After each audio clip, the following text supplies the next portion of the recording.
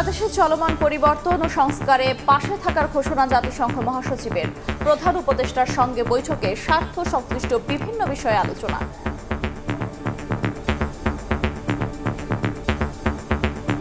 Doctor ইউনূসের সঙ্গে কক্সবাজারে Guterres. রোহিঙ্গাদের সঙ্গে অংশ নেবেন ইফতারে। উচ্ছ্বসিত আশ্রিতরা। আসতেছে আর খুশি আর দেশত ফিরতে চাই। জাতিসংঘ উদ্যম সরাগরে আর দেশের মাঝে ওয়াফিস দিবলা বলি রে ইয়ান চেষ্টা করি বললাম আর চাই আগে দিলে মাসে ১,৫০০ টাকা অহন দিব ৭০০ টাকা আর আমাদের আইরে ইফতারি করি বহুত জানলে আর তো বেশি খুশি লাগে। প্রত্যাবাসন প্রক্রিয়ায় গতি ফেরার আশা।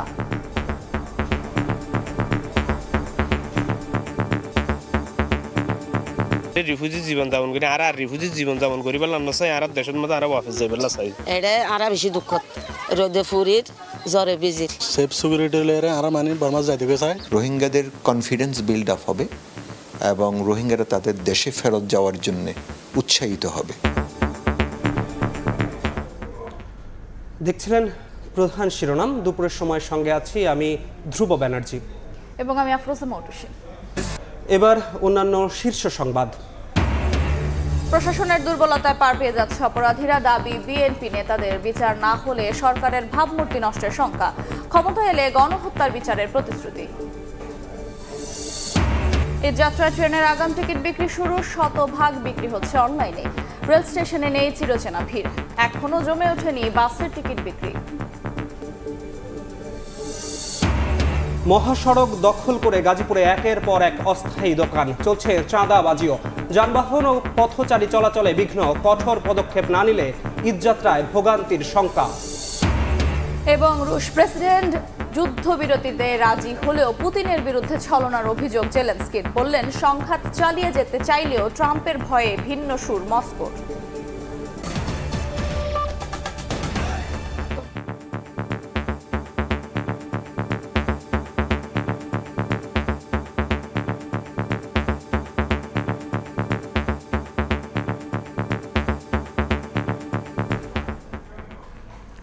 বাংলাদেশে চলমান পরিবর্তন ও সংস্কারে পাশে থাকার ঘোষণা দিয়েছে জাতিসংঘ। শুক্রবার সকালে সংস্থার মহাসচিব অ্যান্তোনিও গুতেরেস এক্স বার্তায় এমন কথা জানান। এর আগে প্রধান উপদেষ্টা ডক্টর মোহাম্মদ ইউনূসের সঙ্গে জাতিসংঘ মহাসচিবের বৈঠক অনুষ্ঠিত হয়। সেখানে রোহিঙ্গা ইস্যুসহ স্বার্থ সংশ্লিষ্ট নানা বিষয়ে আলোচনা হয়। তাদের বৈঠক থেকে বেরিয়েই এক্স পোস্টে বাংলাদেশের পাশে থাকার ঘোষণা দেন গুতেরেস। পরে রোহিঙ্গা ক্যাম্প পরিদর্শনে অধ্যাপক ইউনূসের সঙ্গে কক্সবাজারে যান মহাসচিব। বৃহস্পতিবার 4 দিনের সফরে ঢাকায় আসেন জাতিসংঘের মহাসচিব অ্যান্তোনিও গুতেরেস। সফরের দ্বিতীয় দিন প্রধান উপদেষ্টার কার্যালয়ে যান তিনি। সেখানে ডক্টর মোহাম্মদ ইউনূস তাকে স্বাগত জানান। পরে বৈঠকে মিলিত হন ডক্টর মোহাম্মদ ইউনূস ও অ্যান্তোনিও গুতেরেস। সেখানে রোহিঙ্গা ইস্যুর পাশাপাশি বাংলাদেশের স্বার্থ সংশ্লিষ্ট বিভিন্ন বিষয়ে আলোচনা হয় বলে জানা গেছে। জাতিসংঘ মহাসচিবের এই সফরের মধ্য দিয়ে রোহিঙ্গা প্রত্যাবাসনে ইতিবাচক সাড়া মিলবে বলে প্রত্যাশা জানানো হয় বাংলাদেশের তরফ থেকে। বৈঠক থেকে বেরিয়েই সামাজিক যোগাযোগ মাধ্যম এক্স বার্তায় বাংলাদেশের চলমান পরিবর্তন ও সংস্কারে পাশে থাকার ঘোষণা দেন জাতিসংঘের মহাসচিব অ্যান্তোনিও গুতেরেস। এরপর প্রধান উপদেষ্টার কার্যালয়ে পরিদর্শন বইয়ে স্বাক্ষর করেন জাতিসংঘের মহাসচিব। পরে সবার সঙ্গে গ্রুপ ফটো সেশনে অংশ নেন তিনি। এর আগে হোটেল ইন্টারকন্টিনেন্টালে বাংলাদেশের পররাষ্ট্র উপদেষ্টা তৌহিদুল ইসলামের সঙ্গে বৈঠকে মিলিত হন অ্যান্তোনিও গুতেরেস। সেখানে রোহিঙ্গা ইস্যু ছাড়াও বাংলাদেশের বিভিন্ন বিষয়ে আলোচনা হয়। আগামী 16 মার্চ গুতেরেসের বাংলাদেশ ছাড়ার কথা রয়েছে। নাজমুস সালেহী, সময় সংবাদ, ঢাকা। রোহিঙ্গা ক্যাম্প পরিদর্শনে উখিয়ায় যাচ্ছেন জাতিসংঘ মহাসচিব অ্যান্তোনিও গুতেরেস। এই মুহূর্তে উখিয়ায় ক্যাম্প এলাকায় আছেন সহকর্মী হাসান ওয়ালি। সরাসরি যাচ্ছি তার কাছে। আর অল্প কিছুক্ষণের মধ্যেই জাতিসংঘের মহাসচিব অ্যান্তোনিও গুতেরেস এই 18 নম্বর ক্যাম্পে এসে পৌঁছবেন। এখন কিন্তু শেষ মুহূর্তে নিরাপত্তা বাহিনী যারা রয়েছেন তাদের যেই তৎপরতা সেটি আমরা দেখছি। একেবারে অল্প সময়ের মধ্যে তিনি এসে পৌঁছবেন। আমার পেছনে যে লার্নিং সেন্টারটি রয়েছে, কালচারাল সেন্টার রয়েছে, সেখানে রোহিঙ্গা যুবকদের সঙ্গে কথা বলবেন। প্রতিনিধি দলের সঙ্গে তিনি মত বিনিময় করবেন, তাদের কালচারাল একটি প্রোগ্রামে অংশগ্রহণ করবেন, আরেকটি প্রোগ্রামে তিনি অংশগ্রহণ করবেন। পাটজাত দ্রব্য আসলে তাদের যে তৈরি সেটি তিনি দেখবেন। মোট 3টি প্রোগ্রামে অংশগ্রহণ করবেন জাতিসংঘ মহাসচিব। আমরা জানি যতটুকু যে 12:50 নাগাদ তিনি কক্সবাজার বিমানবন্দরে অবতরণ করেছেন প্রধান উপদেষ্টা ডক্টর মোহাম্মদ ইউনূসের সঙ্গে একসঙ্গে। এরপরেই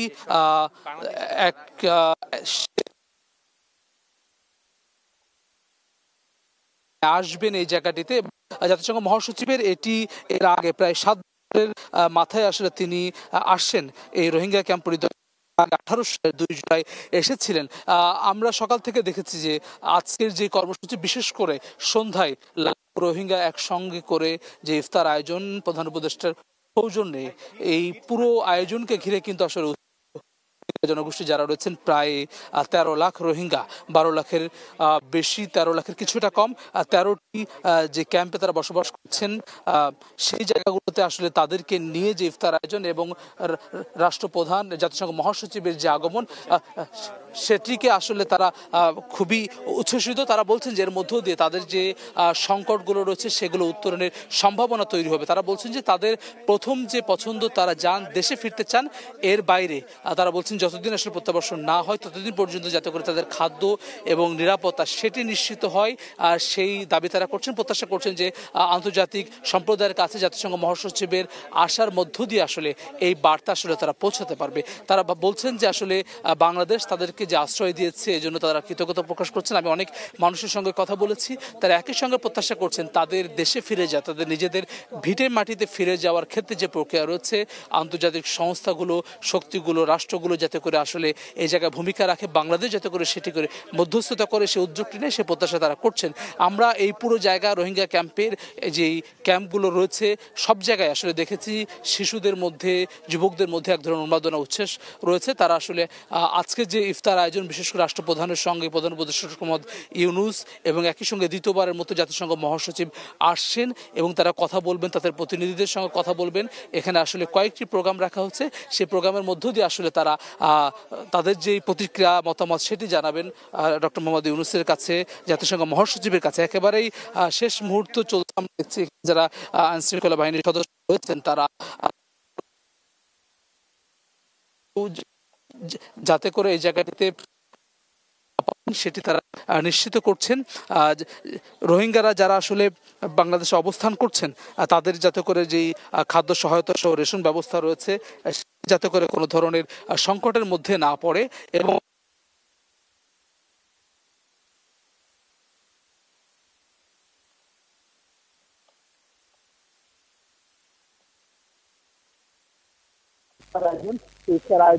কিছুক্ষণ পরেই ডক্টর মোহাম্মদ ইউনূস আসলে বিকেলে ইফতারের আগ মুহূর্তে এসে পৌঁছাবেন এবং এর মধ্য দিয়ে আসলে যে ইফতার আয়োজন, সেই ইফতার আয়োজনে আসলে অংশ নেবেন। এবং আজকের এই দিনটি আসলে রোহিঙ্গা যারা রয়েছেন তারা বলছেন তাদের জন্য আসলে স্মরণীয়। তারা প্রত্যাশা করছেন তাদের যে দেশে ফিরে যাওয়ার যে প্রক্রিয়া সেটি আরও এগিয়ে যাবে। সরাসরি যুক্ত ছিলাম কক্সবাজারের উখিয়া রোহিঙ্গা ক্যাম্প থেকে। প্রধান উপদেষ্টা ও জাতিসংঘ মহাসচিবের সফর ঘিরে উৎসবের আমেজ। এ সফরের মধ্য দিয়ে প্রত্যাবাসন প্রক্রিয়ার অগ্রগতি হবে এমন প্রত্যাশা রোহিঙ্গাদের। উখিয়া রোহিঙ্গা ক্যাম্প থেকে মিজানুর রহমান মিন্টু এবং মোবারক হোসেন শুভর ক্যামেরায় হাসান ওয়ালির প্রতিবেদন।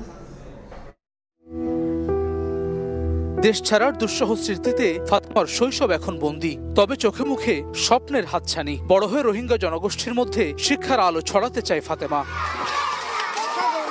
রোহিঙ্গা ক্যাম্পের পথে পথে এমন শিশুদের দুরন্তপনা, উচ্চশিক্ষায় শিক্ষিত হওয়ার স্বপ্ন তাদের। বড় হয়ে কি হতে চাও, কি স্বপ্ন তোমার? ডাক্তার বলতে মনে হয়। ডাক্তার।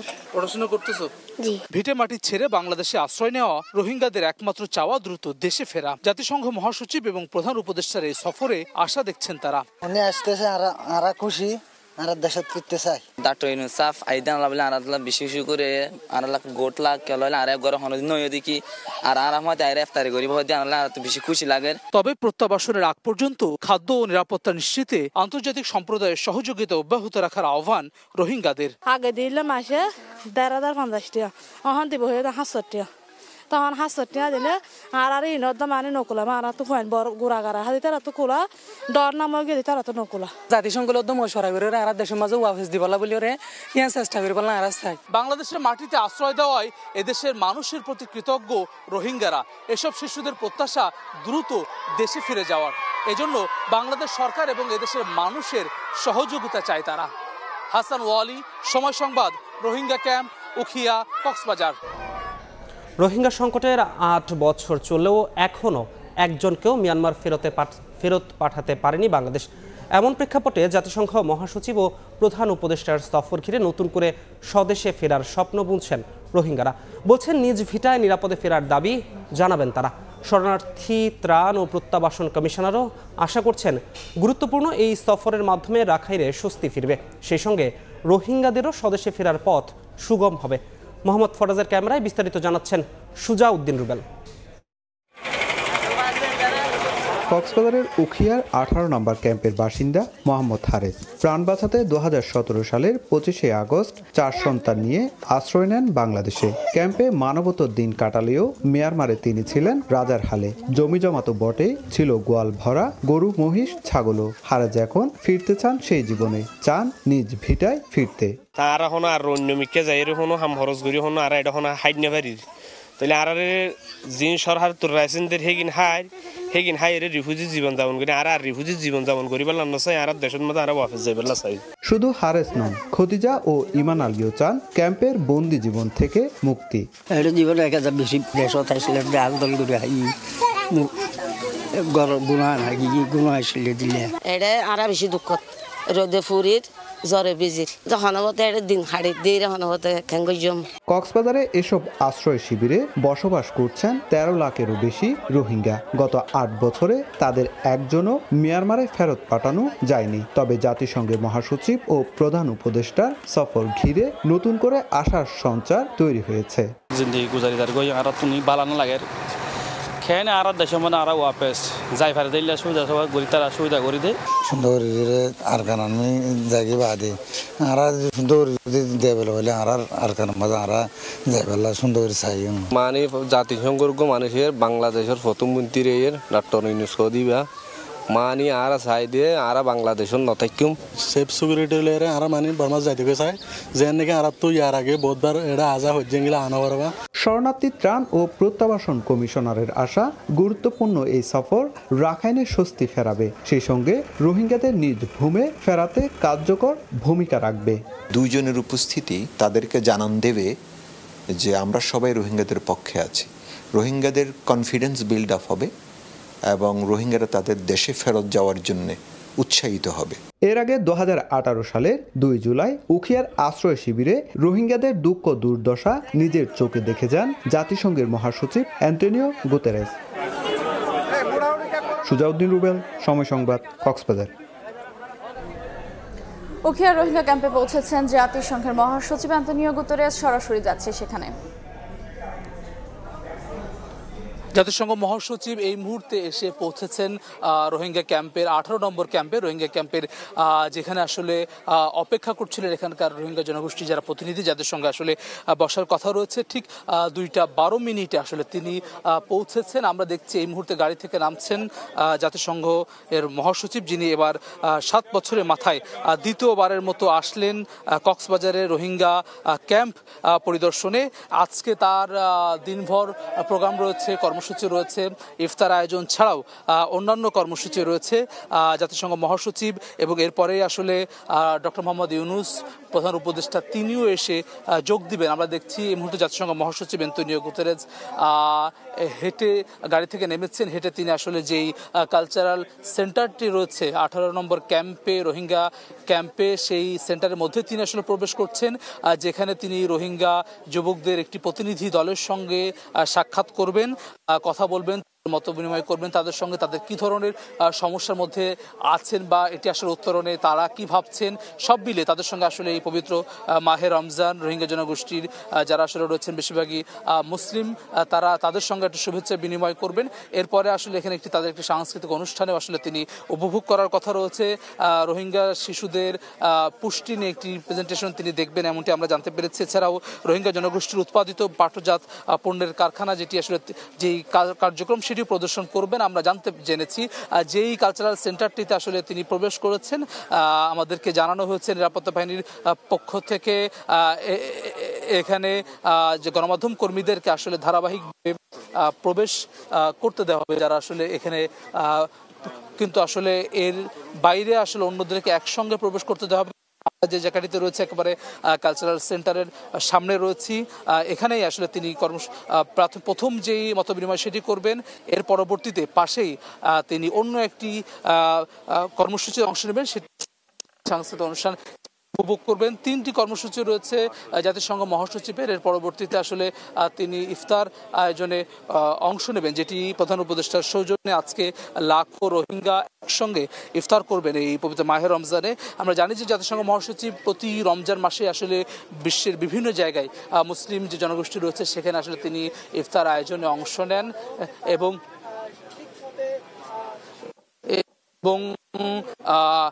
এবার আসলে তিনি নোবেলজয়ী অর্থনীতি ডক্টর মোহাম্মদ ইউনূসের আমন্ত্রণে বাংলাদেশে এসেছেন এবং এমন একটি সময় আসলে যেই বাংলাদেশে যেহেতু রোহিঙ্গা সংকট চলছে এতদিন ধরে, সেখানে আসলে তারা ফিরে যাবেন এমন প্রত্যাশা করছেন। সেই জায়গায় একই সঙ্গে তাদের যে প্রতিদিনকার যে রেশন সহ যে ভরণ পোষণের যে ব্যবস্থা রয়েছে সেটি কমবে কেনা এমন ধরনের আশঙ্কাও কিন্তু রয়েছে। এর মধ্যেই আসলে জাতিসংঘ মহাসচিবের রোহিঙ্গা ক্যাম্প পরিদর্শনে আসা, এটি আসলে আশা হিসেবে দেখছেন, প্রত্যাশা করছেন যারা আসলে রোহিঙ্গা জনগোষ্ঠী রয়েছেন। আমরা সকাল থেকে বিভিন্ন ক্যাম্পে কথা বলেছি। রোহিঙ্গা যারা আসলে বাংলাদেশে এসেছেন তার দেশ থেকে বিতাড়িত হয়ে নির্যাতনের মুখে তারা আসলে নতুন এই সরকার প্রধান ডক্টর মোহাম্মদ ইউনূস এবং জাতিসংঘ মহাসচিবের একসঙ্গে আসা, ইফতার আয়োজন তাদের জন্য করা এবং তাদের সঙ্গে মতবিনিময় করা, তারা এটিকে আশা হিসেবে দেখছেন যে খুব দ্রুত সময়ের মধ্যে তাদের যেই দেশে ফিরে যাওয়া, দেশের ভিটে মাটিতে ফিরে যাওয়ার যে প্রক্রিয়া সেটি শুরু হবে, সেটি তারা প্রত্যাশা করছেন। একই সঙ্গে আন্তর্জাতিক সম্প্রদায়ের কাছে তারা দৃষ্টি আকর্ষণ করতে পারবেন তাদের যে এখানকার যে জীবনযাপন সেটি আসলে আরও তারা আসলে তুলে ধরতে পারবেন এবং প্রত্যাশা করছেন, যার মধ্য দিয়ে আসলে কোনো ধরনের যে খাদ্য সহায়তা সহ তাদের সার্বিক জীবনযাপনের যে ধরনের প্রয়োজনীয়তা রয়েছে, উপাদানের প্রয়োজনীয়তা রয়েছে সেটি যাতে করে কোনো ধরনের সংকটে না পড়ে। তারা আশা করছেন যে আসলে এর মধ্য দিয়ে আসলে তাদের আগামী দিনে তাদের থাকা এবং এখান থেকে নিরাপত্তার সঙ্গে প্রত্যাবাসনের যে বিষয়টি সেই অগ্রগতি হবে সেই প্রক্রিয়ায়।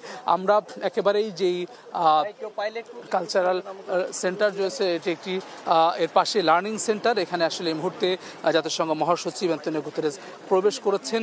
আমরা গণমাধ্যমের বেশ কিছু আমরা প্রবেশ করেছি, আসলে কথা বলবেন এখানকার যেই বিভিন্ন প্রতিনিধি রয়েছে যারা আসলে প্রবেশ সঙ্গে কথা বলবেন, তাদের পরামর্শ বিভিন্ন গোষ্ঠীর সঙ্গে কথা বলেছি রোহিঙ্গা যারা আছে বাংলাদেশে সেটি কিন্তু আসলে তারা জানবেন। এটি কিন্তু ক্যাম্পে বিভিন্ন গোষ্ঠীর সঙ্গে কথা বলেছি রোহিঙ্গা যারা আসলে বাংলাদেশে দীর্ঘদিন যাবৎ আসলে অবস্থান করছেন। তারা বলছেন যে আজ এই দিনটি আসলে তাদের জন্য বিশেষ সুযোগ, অর্থাৎ জাতিসংঘ মহাসচিবের সঙ্গে কথা বলা এবং তাদের আসলে এখনকার জীবন ধারণ এবং তাদের দেশে ফিরে, অর্থাৎ তাদের মাটিতে সসম্মানের সঙ্গে ফিরে যাওয়া, বসবাস করা, যে নতুন করে বন্দোবস্ত করা, সেটি বলছেন যে এই প্রক্রিয়া আসলে আরও এগিয়ে যাবে সেই প্রত্যাশা কিন্তু আসলে তারা করছেন। আজকে বেশ কয়েকটি প্রোগ্রামের মধ্য দিয়ে আসলে একেবারে সরাসরি কাছে থেকে তাদের প্রতিক্রিয়া, মতামত এবং তাদের যে মায়ানমারে নির্যাতিত হওয়ার কথা, বাংলাদেশে এসে আবার ফিরতে যাওয়ার যে আকুতি সেসব কিন্তু আসলে তুলে ধরবে। এই মুহূর্তে আমরা যেরকম দেখছি ডক্টর মোহাম্মদ ইউনুস আসবেন কিছুক্ষণ পরে, তিনিও আসলে রোহিঙ্গাদের সঙ্গে কথা বলবেন। ইফতার মাহফিল আসলে তার সৌজন্যে আসলে লাখো রোহিঙ্গা একসঙ্গে আসলে ইফতার আয়োজন সেটি করা হয়েছে। জাতিসংঘ মহাসচিব এখন আসলে কথা বলছেন। পরপর কয়েকটি আসলে তার কর্মসূচি রয়েছে। 2:10-এ আসলে তিনি এই জায়গাটিতে একেবারে 18 নম্বর ক্যাম্পে যে লার্নিং সেন্টার তার সামনে আসলে তিনি নেমেছেন। তার সঙ্গে আমরা দেখেছি বিভিন্ন স্তরের কর্মকর্তারা রয়েছেন, অন্যান্য প্রধান উপদেষ্টা প্রেস উইংয়ের সদস্যরাও।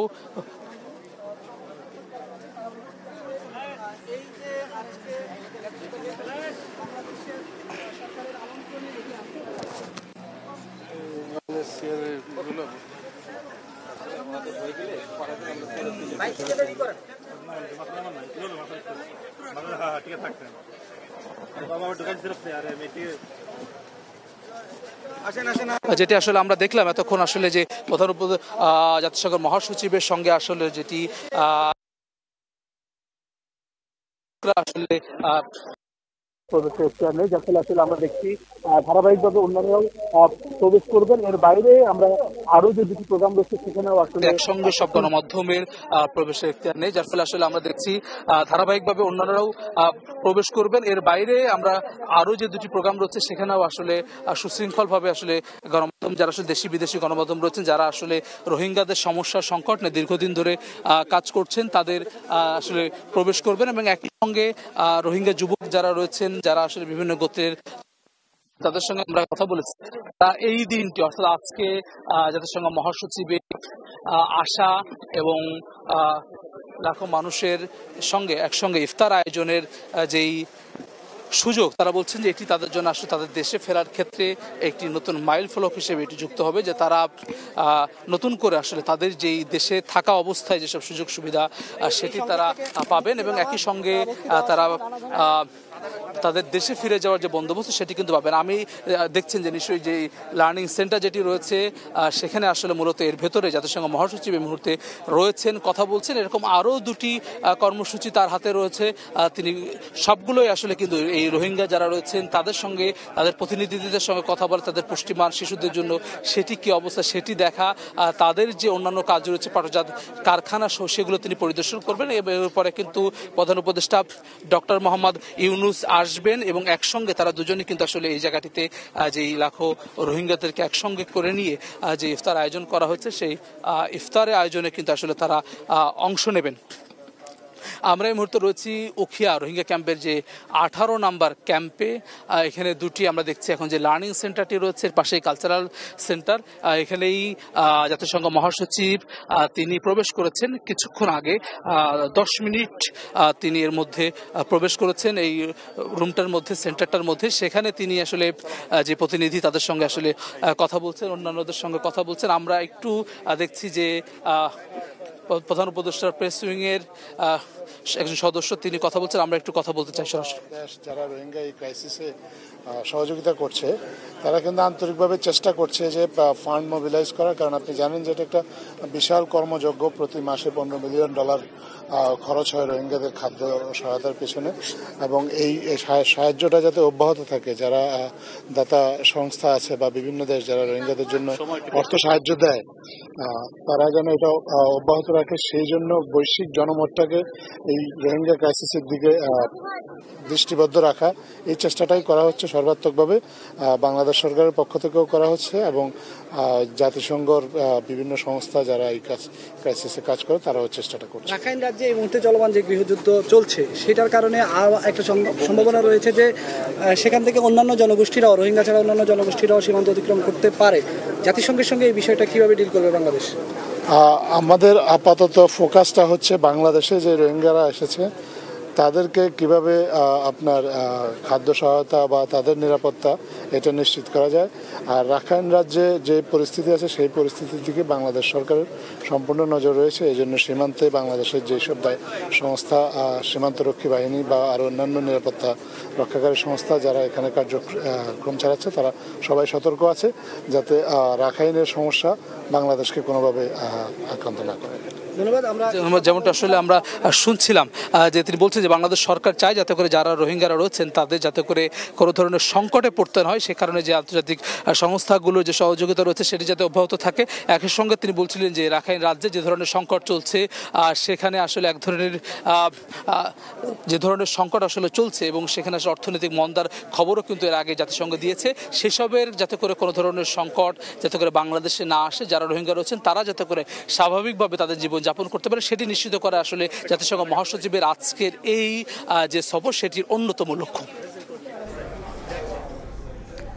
কক্সবাজারের উখিয়া রোহিঙ্গা ক্যাম্পে পৌঁছেছেন জাতিসংঘের মহাসচিব অ্যান্তোনিও গুতেরেস। আমরা এতক্ষণ সরাসরি যুক্ত ছিলাম সেখানে। অন্য প্রসঙ্গ, প্রশাসনের দুর্বলতায় অপরাধীরা পার পেয়ে যাচ্ছে বলে দাবি করেছেন বিএনপি নেতারা। তারা বলছেন অপকর্মের বিচার না হলে অন্তর্বর্তী সরকারের গ্রহণযোগ্যতা নষ্ট হবে। এছাড়া ক্ষমতায় এলে আওয়ামী লীগ নেতাদের দেশে ফিরিয়ে বিচারের আওতায় আনার অঙ্গীকার করেন তারা। দেশের বিভিন্ন স্থানে নারী ও শিশু নির্যাতনের ঘটনা মোকাবেলায় জেলাভিত্তিক আইনি ও স্বাস্থ্য সহায়তা সেল গঠন করেছে বিএনপি। শুক্রবার সকালে রাজধানীর নয়াপল্টনে দলটির কেন্দ্রীয় কার্যালয়ে আয়োজিত সংবাদ সম্মেলনে এ কথা জানান বিএনপির সিনিয়র যুগ্ম মহাসচিব রুহুল কবির রিজভী। বিগত ১৫ বছরে আওয়ামী লীগ শাসনামলে বিচারহীনতার সংস্কৃতির কারণে দেশে এখনো ধর্ষণের মতো অপরাধ ঘটছে উল্লেখ করে তিনি বলেন, প্রশাসনের ঢিলেমিতে নারী নির্যাতন সহ বিভিন্ন অপরাধের সঙ্গে জড়িতরা পার পেয়ে যাচ্ছে। গত 15 বছরের সংস্কৃতির বিচারহীনতার যে সংস্কৃতি এবং আইনের শাসনের অনুপস্থিতিতে যে দুর্যোগ এই দেশের উপর দিয়ে ঘটে গেছে তার রেশ এখনো কাটেনি। প্রশাসনের শ্লথ ও ঢিলেঢালা আচরণের কারণে সমাজে দুষ্কৃতিকারীরা নানাভাবেই আশকারা পাচ্ছে। অবিলম্বে সত্যিকার অর্থে আইনের শাসন বলবৎ করে সমাজে প্রকৃত দুষ্কৃতিকারীদের শাস্তি নিশ্চিত করা হোক। একই সময়ে বাংলাদেশের বিরুদ্ধে ভারতীয় অপতৎপরতা ও অপপ্রচার বন্ধের দাবিতে রাজধানীর প্রেস ক্লাবে প্রতিবাদ সভার আয়োজন করে বাংলাদেশ জাতীয় অধিকার আন্দোলন। এতে প্রধান অতিথির বক্তব্যে অন্তর্বর্তী সরকারের প্রতি নির্বাচন দেওয়ার আহ্বান জানিয়ে বিএনপি চেয়ারপারসনের উপদেষ্টা জয়নুল আবেদিন ফারুক বলেন, শেখ হাসিনা ও তার মন্ত্রী এমপিরা যেখানেই পালিয়ে থাকুক না কেন বিএনপি সরকার গঠন করলে তাদের দেশে ফেরত এনে বিচার করা হবে। 18টি স্টিলের বাক্স করে বাংলাদেশের ধন দৌলত ডলার রুবেল সব নিয়ে গেছেন।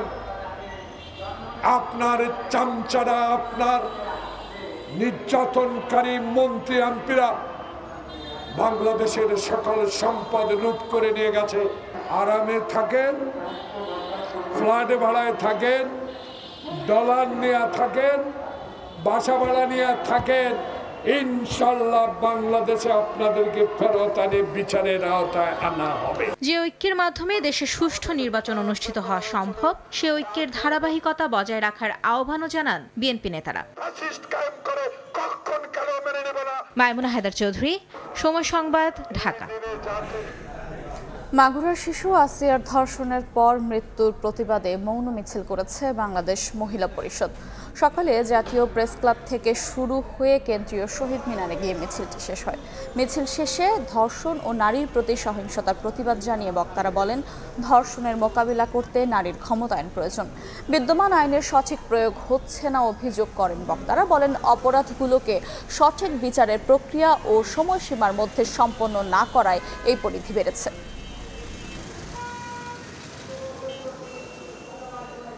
আইনের মধ্যে ত্রুটি আছে, সাক্ষ্য আইনে ত্রুটি আছে, যে বিচার ব্যবস্থা তার মধ্যে ত্রুটি আছে, যে অভিযোগ গ্রহণ করছে তার মধ্যে ত্রুটি আছে। যে অপরাধী সে মনে করছে যে এটা কোনো বিষয় না, একটা মেয়েকে ধর্ষণ করছে, এটা কি কাজে এটার কোনো বিচার হচ্ছে না, এটাই হচ্ছে বেড়ে যাওয়ার অন্যতম কারণ। এখন শুধু মাগুরার মেয়েটার বিচার হলে হবে না, সকল ধর্ষণের বিচার হতে হবে।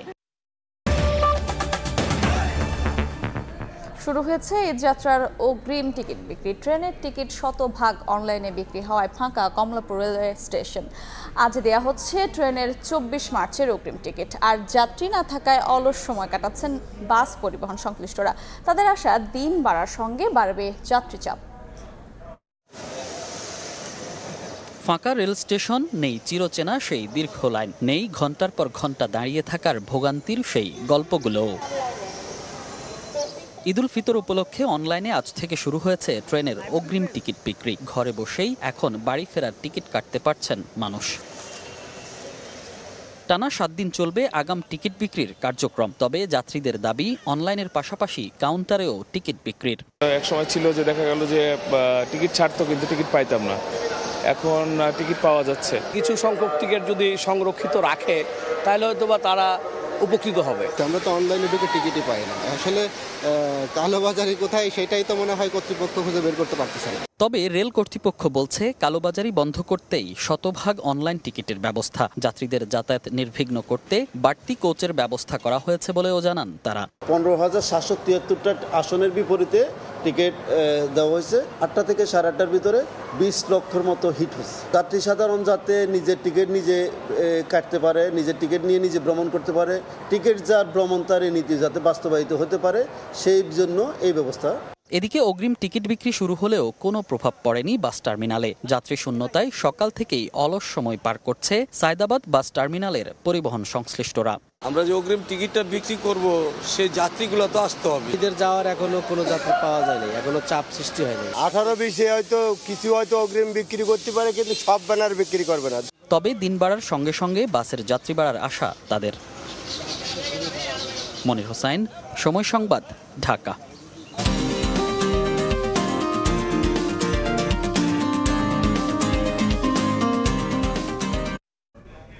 রমজানের দ্বিতীয় শুক্রবার জমে উঠেছে ঈদের কেনাকাটা। সকাল থেকেই ভিড় বেড়েছে শপিং মলগুলোতে। আবহাওয়ার কথা মাথায় রেখে চাহিদা বেড়েছে সিল্ক আর কটন কাপড়ের হালকা রঙের পোশাকের। পাঞ্জাবি ও সালোয়ার কামিজ বিক্রি হচ্ছে বেশি। তবে বছর ব্যবধানে পোশাকের দাম বাড়ার পাশাপাশি বাড়তি ভ্যাট কিছুটা চাপে ফেলেছে ক্রেতা বিক্রেতাদের।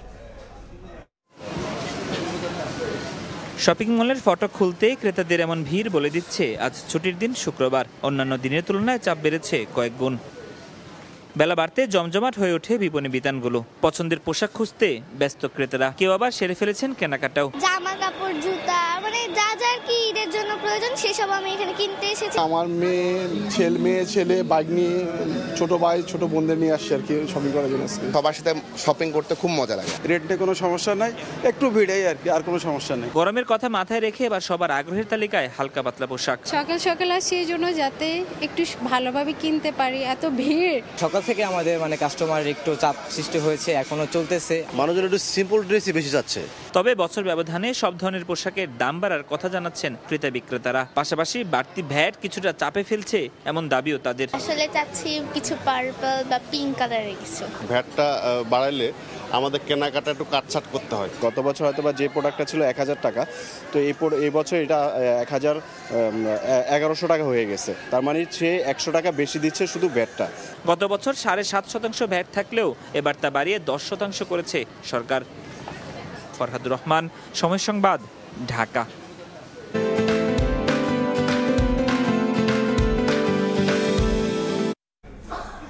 মহাসড়ক দখল করে গাজীপুরে গড়ে উঠেছে একের পর এক অস্থায়ী দোকান। এতে স্বাচ্ছন্দ্যে চলাচল করতে পারছেন না পথচারীরা, যান চলাচলেও ঘটছে ব্যাঘাত।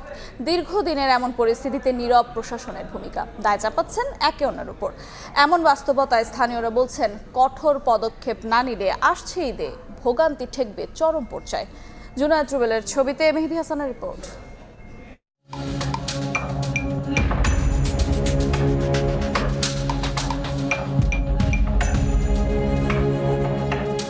মহাসড়ক দখল করে অস্থায়ী মার্কেট থেকে চাঁদা তুলছেন এক ব্যক্তি।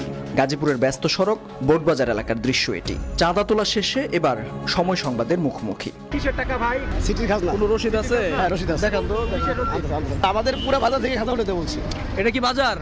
আপনি যেখান থেকে এখন মাত্র টাকা তুলেন, এটা কি বাজার? বাজার না এটা? এটা বাজার?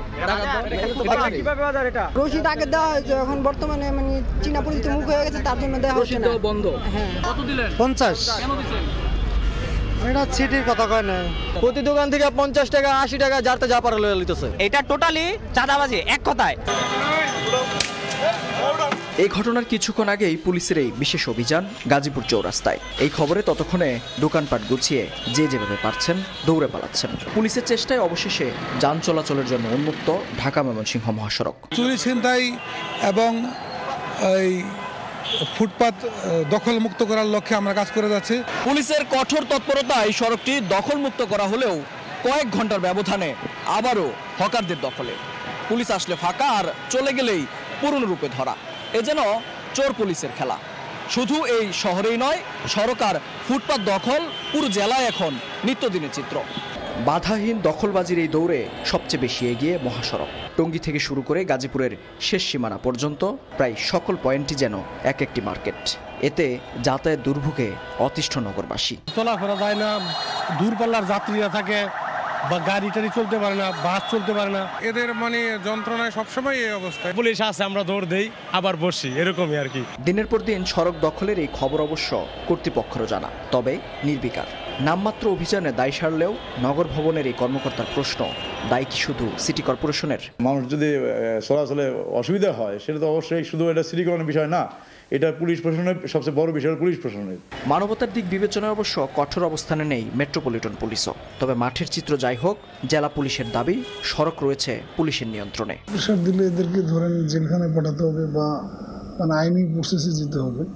তো সেটা করলে আবার এই গরিব মানুষগুলো তখন আবার আর একটা এই মানে আইনের বেড়াজালে পড়ে যাবে। 80% ক্ষেত্রে আমরা এটা ফুটপাতকে দখলমুক্ত করতে পেরেছি, বাকিটাও ইনশাল্লাহ আমরা খুব দ্রুতই করে ফেলব। কর্তৃপক্ষের এমন গড়িমিশিতে প্রায় প্রতিদিনই সড়ক দখল করে অবৈধভাবে গড়ে উঠছে দোকানপাট। এমন পরিস্থিতিতে ঈদ উপলক্ষে ভোগান্তি কমাতে কতটা তৎপর হয় প্রশাসন, সেটাই এখন দেখার বিষয়। মেহেদী হাসান, সময় সংবাদ, গাজীপুর। পুরো সময় আরো থাকছে। মাঠ থেকে বিদায় নিতে না পারায় বিসিবি নয়, ক্রিকেটারদের দায় দেখেন সুজন। পর্যাপ্ত সুযোগ পেলে দুই সিনিয়রের বিকল্প পাওয়া সম্ভব। খেলোয়াড়দের ব্যক্তিগত আক্রমণ না করার আহ্বান। খেলাটাকে বুঝেন না ঠিক মতন, বা একটা ছেলের মানসিকতা বুঝতে পারেন না, একটা ব্যাড সিচুয়েশনকে অ্যানালাইসিস না করে অনেক কথা কমেন্ট করে ফেলেন। ঢাকা বিশ্ববিদ্যালয়ের সাবেক উপাচার্য আ.ম.স. আরেফিন সিদ্দিকের তৃতীয় জানাজা অনুষ্ঠিত হয়েছে। বাজুমা রাজধানীর ধানমন্ডির শাহী ঈদগাহ জামে মসজিদে 2 দফায় জানাজা হয়। জানাজায় ঢাকা বিশ্ববিদ্যালয়ের শিক্ষক, শিক্ষার্থী, পরিবারের সদস্যসহ শুভাকাঙ্ক্ষীরা উপস্থিত ছিলেন। এর আগে রাজধানীর নর্থ রোডের বায়তুল আকসা জামে মসজিদের সামনে অধ্যাপক আরেফিন সিদ্দিকের প্রথম জানাজা অনুষ্ঠিত হয়। প্রথম জানাজায় ঢাকা বিশ্ববিদ্যালয়ের উপাচার্য অধ্যাপক নিয়াজ আহমেদ খান অংশ নেন। জানাজা শেষে উপাচার্য জানান, সার্বিক পরিস্থিতি বিবেচনায় ও পরিবারের সিদ্ধান্ত অনুযায়ী তার জানাজা ঢাকা বিশ্ববিদ্যালয়ে হয়নি। আজিমপুর কবরস্থানে মায়ের কবরের পাশে চিরনিদ্রায় শায়িত হবেন জনপ্রিয় এই শিক্ষক।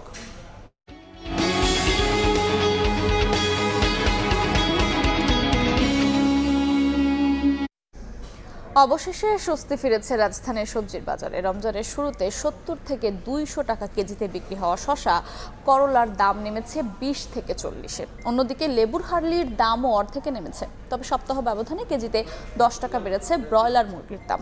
এখনও চড়া মশলার বাজার। রমজানের শুরুতে অস্থিতিশীল থাকলেও 2 সপ্তাহের ব্যবধানে কিছুটা সহনীয় পর্যায়ে এসেছে কয়েকটি পণ্যের দাম। ক্রেতারা বলছেন, বিশেষ করে সবজির বাজার স্বস্তি দিচ্ছে তাদের। রেগুলার সবজি আমরা খাই, সেগুলা মোটামুটি সহনীয় পর্যায়ে। আমার কাছে স্টেডি মনে হচ্ছে, অনেক মানে ভালো অবস্থায় আছে। বাজার গত কয়েক বছরের তুলনায় এইসব জিনিস আমি যা কিনলাম মোটামুটি অনেক কম আর কি। মানভেদে প্রতিহালি লেবু 50 থেকে 70 ও বেগুন বিক্রি হচ্ছে কেজিতে 30 থেকে 100 টাকায়। শসা বিক্রি হচ্ছে কেজিতে 20 থেকে 40 টাকায়। বিক্রেতারা বলছেন, সরবরাহ বেশি থাকায় গত সপ্তাহের তুলনায় দাম কমেছে সবজির। লেবুর বাজার আগে থেকে কিছুটা কম। আগে যেরকম 80 টাকা 90 টাকা হালি ছিল, এখন তেমন একটা নাই। শসার দাম একটু বাড়তি আছিল, এখন বর্তমানে শসার দাম একেবারে কম, 50 টাকা 60 টাকা কেজি। আগের তুলনায় বেগুনের দাম এখন কম। রমজানের আগে আপনার 100 টাকা হইতে 150 টাকা বিক্রি হয়েছে, আর এখন 30 টাকা। ক্রেতাদের ভাষ্য অনুযায়ী স্বস্তি ফিরেছে ডালের দামেও। ধরন অনুযায়ী প্রতি কেজি ডাল 5 থেকে 10 টাকা কমে বিক্রি হচ্ছে। তবে এখনো চড়া মশলার বাজার। ডাল, চিনি, তেল, লবণ, হলুদ, মরিচ সবই এখন নিয়ন্ত্রণ আছে। চাল, ডাল, বুট, বেসন, তেল, মশলা দিলে এইভাবে হইলে ইনশাল্লাহ আমরা চলতে পারবো। জিরা, লং, দারচিনি, গোলমরিচ এগুলোর দাম ঠিক আছে, এলাচির দাম বেশি বাড়ছে। আবার কাজু বাদাম, কাঠবাদাম, কিশমিশ এগুলোর দাম বেশি। এদিকে গত সপ্তাহের তুলনায় মুরগির মাংস কেজিতে 5 থেকে 100 টাকা বেশি দামে বিক্রি হচ্ছে। তবে স্থিতিশীল আছে মাছ ও চালের দাম। অন্তরা সেন, সময় সংবাদ, ঢাকা। 4 দশক ধরে আপনার ফাইন্যান্সিয়াল পার্টনার আইডিএলসি। সনাতন ধর্মাবলম্বীদের দোল উৎসবে ঢাকেশ্বরী মন্দিরে আবির খেলায় মেতে ওঠেন ভক্তরা। তাদের চাওয়া দেশজুড়ে বন্ধ হোক নারী সহিংসতা, আবিরের রং লাগুক সকলের মনে।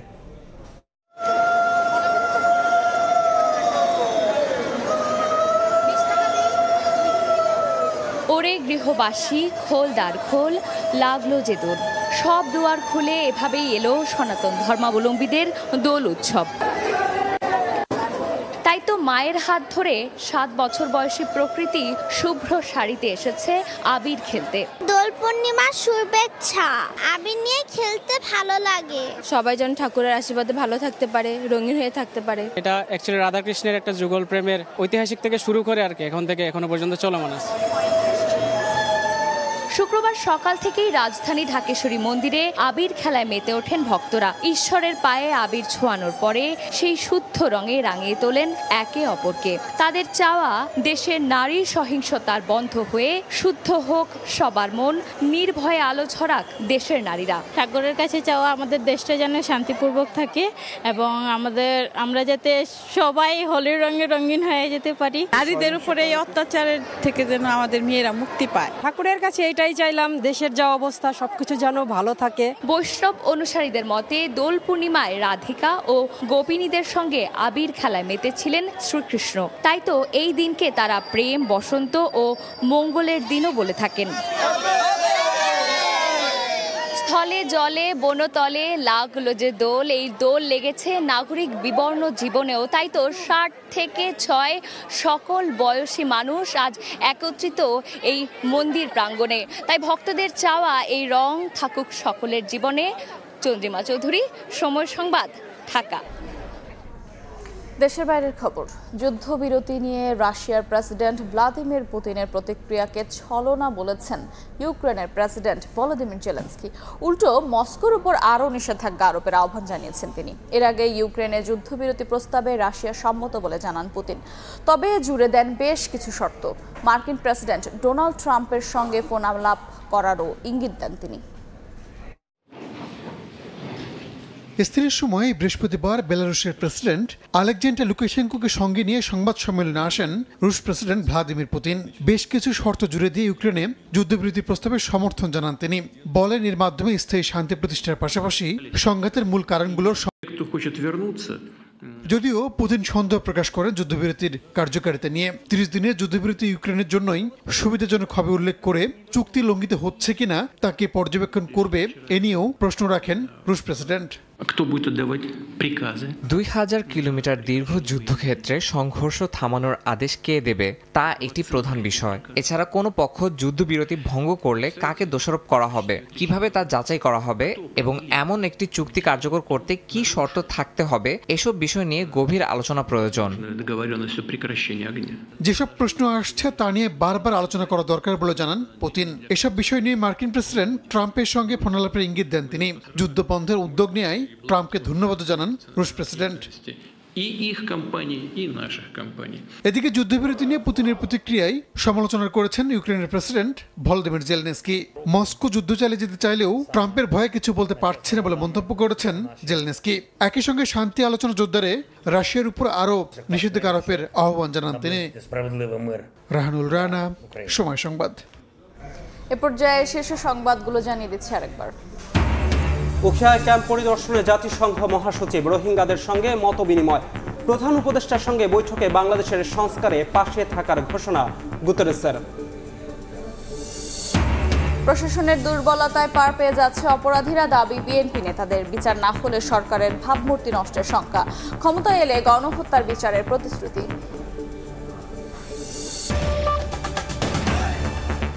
এই ছিল দুপুরের সময়। সঙ্গে থাকুন সময়ের।